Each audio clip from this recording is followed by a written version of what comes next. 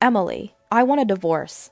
While I was doing the dishes, my husband John blurted that out unexpectedly. What? Why? I was taken aback by the suddenness. You see, I'm about to come into $3 million. That's a hell lot of money, right? But it's mine. I don't intend to share it with you. What does that have to do with a divorce? The truth is, I stayed with you for the money, Emily. Your salary isn't much, but it's better than nothing. So I reluctantly carried on with our married life. But once I get those $3 million, I won't need you anymore. I want to live a relaxed life alone. So please, let's part ways. Fine. If you have that much money, you can sell the house. It will cover the mortgage too. John was a bit surprised that I agreed without any resistance. This would mean goodbye to my tiresome life up to now. I slammed some papers onto the table in the living room. My name is Emily. I love children and work as a preschool teacher. I met John, who was 2 years older than me, through a friend's introduction, and we've been married for almost 8 years now. We bought a house thinking about having children, looking forward to happy days ahead. That's what I thought during our newlywed days. But soon after we got married, John's attitude completely changed. He became more and more obsessed with money. Before we got married, he would tell me my job was a wonderful job, but then he started saying, Emily, all you have to do is play with kids. I'm working my ass off here. You've got a good gig. I bet they call people like you a freeloader. Those words soon became his catchphrase. Being a daycare teacher is tough too. Each child has a different personality, and above all, we are entrusted with their lives. There's no such thing as an easy job. But he didn't listen and ignored my complaints. I was so frustrated and upset. The reason we don't have children, even though we've been married for 8 years, is also due to this. He would say, if you have time to make babies, you should work more. Don't tell me you're planning to quit your job using a baby as an excuse. We have a mortgage and taxes to pay, you know? What are you thinking? Don't ever talk about having kids again. I was yelled at and couldn't say anything back. Sure, John is older and has a career, so his income is higher than mine. But the gap isn't that big. It's only a difference of a few $1,000s, and yet he acts high and mighty every time. I take pride in my job and feel fulfilled every day. So being looked down upon for such unreasonable reasons was humiliating. John's words pierced my heart, and I would often cry quietly by myself. And lately, John has been saying he wants to be alone more often. In reality, I could live by myself, but I've been sticking with you out of necessity. Don't forget that. Why does he always look down on me? Perhaps it has to do with John's increased overtime at work. It's because you're not working hard enough that I have to work overtime to make ends meet. How about being a little grateful? I was often blamed like this. But even though he's working overtime, it doesn't seem like his salary is increasing. I can tell because I carefully check our finances. But the salary doesn't really change much, does it? Even though you talk big. Maybe that ticked him off, because John got angrier than I've ever seen him before. Who do you think is making this lifestyle possible? If I wanted to, I could dump you easily. Be prepared. He said something that sounded almost like a threat. He wasn't like this before we got married. Since that incident, our conversations as a couple have steadily decreased. Then, one day, something happened that pushed me further into despair. When we visited John's parents during Thanksgiving, his mother served tea and said, "You two have been married for 8 years now, right? Emily, you used to say you wanted a child soon. Considering your age, have you decided on how many children you want?" I thought this was the perfect time to discuss the issue, so I was about to open my mouth. But then, "Mom, we're not having kids. Emily and I talked it over and decided." "Oh, is that so?" "Yeah, she said she absolutely hates the idea of taking care of kids, whether it's at work or home." "What? Wait a minute, what are you saying?" "Mom, can you not bring it up so much? It's stressful for Emily too." "No, that's not what well, if that's what you two have decided, it's okay to just be the two of you. It's certainly hard work." With that, my mother-in-law left the room and I was left unable to discuss anything. On the car ride home, I asked, "Why would you tell such a lie? I love children and want them, but you keep saying you don't want them yet." The fact that we can't afford to have a child because you don't work full-time is true. Only start talking when you start earning as much as me. I thought preschool teachers earned more. What a disappointment. I don't like the way you're saying that. From the beginning, I never liked children and I never planned on having them. Children are just a financial burden. I'd rather spend that money on myself. While I was shocked, John just laughed. You should never mix personal matters with work. I knew that, of course, but I couldn't help but dwell on this issue. Children are sensitive to these things. A girl named Amy from the class I'm in charge of approached me. Miss Emily, what's wrong? You seem less cheerful today. I'm sorry, I didn't mean to worry you. I'm fine, I said, patting her head. Amy wasn't the type to stand out, but she was very mature and kind for her age. She must be receiving a good upbringing. You're not fine. You're usually much more cheerful. I don't want to see Miss Emily like this, she said sadly. I felt terrible for causing such a young child concern. Maybe my daddy can help with Miss Emily's problem. He's a superhero and helps lots of people. He's picking me up tomorrow, so I'll tell him. Amy's mother usually picked her up, but she said her father was coming to the preschool tomorrow because her mother was busy. I told her I was fine, but Amy insisted on introducing me. I hadn't really spoken to Amy's father since I met him at the school entrance ceremony, so I was a bit nervous. The next day, as Amy said, her father came to pick her up.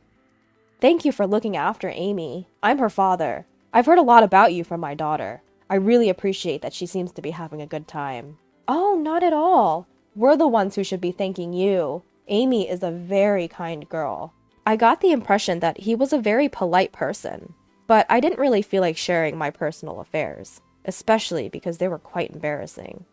They were not something that could be easily spoken about. I can tell that Miss Emily is worried about something, so I want you to talk to my dad. Thank you, Amy. I really appreciate your concern, but I understand how you feel. It can be difficult to confide in someone, even if they're a close acquaintance. However, my daughter is really worried about you. If there's anything going on, please let me help. Surprised, I received a business card from Amy's father and saw his title. But looking back, I think that was the moment my fate changed. That was when I decided to take revenge on John. While I was preparing for that moment, John suddenly approached me. Hey, how about we get a divorce? It was after a long time that John came home early, and we had dinner together. My hands, which were washing dishes, stopped there. Perhaps he thought I was bewildered by the suddenness. John grinned unpleasantly. You might not like it, but my feelings won't change. May I ask why? A huge sum of money is coming in. Do you want to know how much? $3 million. $3 million! John's mouth did not stop, even though I hadn't asked anything. I've been with you because I wanted money. Compared to me, it was just a drop in the bucket, but better than nothing, right? But now, I have $3 million, so I don't need you anymore. So, let's split up quickly. You've probably had enough of being a leech. Where did all that money come from? There were a lot of things I wanted to say, but first, I asked John the question that came to mind. That's none of your business. We're strangers now. Okay, I understand. Let's separate then. Perhaps surprised by my swift reply, John looked a bit taken aback. By the way, I have no intention of living in this small house anymore. After all, I have $3 million. I'm thinking of using this money to live in a mansion, so I've decided to sell this house too. That's fine. I'll start looking for an apartment then. You can pay off the rest of the mortgage on this house, right? Yeah, I'll pay it all off. That much, at least. I guess that's natural. Our positions are different, after all. Thanks, that would be great. With that, I decided to take action. John watched me move briskly with a curious look, and so began a series of busy days, packing and looking for an apartment. Once the divorce was more or less settled, I set up a time to talk to John again. I'll leave the mortgage payments to you, John. I don't want to argue about whether I set it or not in the future, so I've prepared a written agreement that includes all these points. Please sign it. Fine, as long as you don't start grumbling about it later. I always wondered why John always had to add an unnecessary remark. A surge of irritation welled up in me, but I managed to keep my temper. John, who had been perusing the divorce agreement, suddenly stopped in his tracks. Hey, what's this alimony section about? Why should I be the one to pay? If anything, Emily, who doesn't work full-time, should be the one paying. You thought you could hide it from me? You're so naive, I replied, calmly laying out some documents on the table. Upon seeing this, John's face turned increasingly pale. Thanks for all the overtime work you've been doing every day. I appreciate all your hard work. You love your job, don't you, John? It must be fun to be with your mistress. There was a photo of John and a woman arm in arm, looking quite friendly with each other. This woman, she's just a junior colleague. It just looks like we're arm in arm. Is this your attempt to catch me out? You're still going to say that, huh? Then how about this? I thrust another photo at him. It showed John and the same woman entering a hotel. I thought this would break him, but for some reason, he lashed out again. This must be a fabrication. Don't you know how advanced photo manipulation technology is these days? Do you really think you can fool me with this? I let out a heavy sigh. I hadn't expected him to be this stubborn, but I had anticipated this and made preparations. This isn't something I took. I think they'll be here soon. Just then, the doorbell rang. John looked flustered, unsure of what was about to happen. I went to the front door to greet them and led them back to the living room. This is my attorney. These evidences were requested from a private detective agency, so there's no way they could be fabricated. If you have any doubts, should I call them right now? Pleasure to meet you. I'm Kessler, Emily's attorney. From now on, we'll be discussing the divorce proceedings through me. Now, do you have any issues with the photographs? I'll be happy to answer all your questions. Seeing Kessler's confident smile, John started to panic. It turned out that John's claim of working overtime because he was busy was a lie. The private detective agency found out that he was actually leaving work on time. The reason his income hadn't changed was because of this. If he wasn't working overtime, there would be no increase. He was spending his nights with his mistress. When his affair was exposed, one thing finally made sense to me. It was when John started saying he wanted to be alone. He probably said that because he wanted to be with his mistress. The lawyer I hired this time was a highly skilled one. It was Amy who connected me with him. Amy's father happens to be the CEO of a well-known group. Her words about her father being a superhero weren't a lie after all. Upon hearing the situation, Amy's father immediately contacted a private detective agency and introduced me to a lawyer. I thought it was a bit over the top, but the more I looked into John, the more his flaws started to emerge. And that made me so angry that I decided to go all out. You're acting as if this is all you're doing. You want alimony? I can give you that. I have $3 million. I can easily pay you that. If you're done here, just leave. I never want to see your face again. I would have left even if you hadn't said that. If anything comes up in the future, let's talk through the lawyer. Don't come to me directly. Who would ever want to see you? He spat out these last words. I silently packed my things and left the house.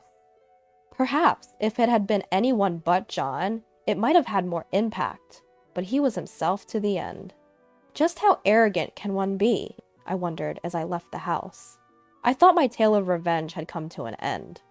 Then, a few months later, just as I was getting used to my new life in the apartment where the incident occurred, something big changed. My source of stress was gone. At first, of course, I was shocked by the fact that I had divorced, but I didn't even have a shred of love left for John. That's why I also felt a sense of relief. Despite that, he had the audacity to barge into my new apartment. Please, will you listen to me? I beg of you. He shouted so loudly at the entrance that I reluctantly let him in. What on earth do you want? I told you I don't want anything to do with you anymore. He was smirking as he looked around my apartment. I found it utterly disgusting. Well, you've got a nice place here for being separated from me. If there are 2 rooms in this spacious apartment, I can make one my room right away. What are you talking about? There's no way I'm going to live with a stranger. Don't be so cold. We were once a couple, remember? We've officially become strangers through the legal process. Now what is it you want? Don't talk like that, Emily. It's scary. Well, I just realized that I need Emily. I bet you'd have a better life with me, wouldn't you? You were living in a mansion with your mistress. I guess you were just with me out of necessity. I don't need to be with you. No, that was just a moment of confusion. I need Emily. You're just being stubborn, aren't you? Didn't you tell me you didn't need me anymore because you were getting $3 million? Why don't you find your next wife with that money? No, you're wrong. John started crying all of a sudden. The truth is, I said I was getting $3 million because I thought I had won the lottery, but when I looked closely, the numbers were wrong. I jumped the gun. What on earth is he talking about? I was so dumbfounded that I couldn't say a word. I've been looking for a reason to leave you. That's why I think I misread the numbers. I thought that if I got $3 million, I could divorce you right away and do whatever I wanted. When he saw the cold look in my eyes, he hurriedly added, "But I want you to feel reassured. I ended my relationship with her. From now on, I'll only love Emily. So let's start over. You still love me, don't you?" What are you saying? I don't know anything about that. You can do whatever you want. Please help me. I thought I was getting $3 million and I badmouthed my boss and quit my job. I can't ask him to take it back now. And what is worse, as soon as my love found out I didn't have any money, she stopped contacting me. It seemed like John was abandoned by his mistress. Of course, no one would want a man who was divorced, jobless, penniless, and homeless. That's why I can't pay my loan and I don't have a place to live. Emily, you're my only hope. I told you, I don't know anything about it. If you stay here any longer, I'll take appropriate measures. Did you forget about the pledge you signed when we divorced? If you break your promise, I'll claim 5 times the alimony. That's enough! You? John, in a fit of anger, raised his hand. Is that what you're going to do? If you lay a hand on me, I'll call the cops right away.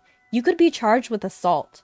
This apartment complex has security cameras, so even if you run, your face will be clearly captured. John turned pale at these words. Get out, now, or I'll report you for trespassing. At the mention of a report, John fled. There was a sound like someone tumbling down the stairs, but I simply shut the door without concern. Since then, John never came back. Later, my in-laws came to apologize to me. They seemed not to have anticipated such a situation. When I asked them about John's situation, they told me he had fractured his leg falling down the stairs that day. He had to be hospitalized for 2 months, which caused his expenses to pile up. However, he also had a mortgage and alimony to pay me, so he needed to find work as soon as possible. He begged his boss to let him work from home and rescind his resignation, but he had been quite rude when he quit, and they wouldn't let him come back. My in-laws fronted the alimony, so he also had that and the mortgage to repay. He's going to have a tough time. He really brought this on himself. Once things had settled down, I went to visit Amy's house. When I told Amy's father that everything had been resolved, he was very pleased. I've always wanted to meet you since Amy often talks about you. I didn't expect it to happen like this. I just made a few calls. I'm glad it worked out. I'm so happy to see Miss Emily smiling again. She could really be called a life changer. I'm overwhelmed with gratitude. My husband looked down on me, but because I was a preschool teacher, I am who I am now. I deeply felt the importance of cherishing every encounter. I love my job more than ever and want to keep doing my best.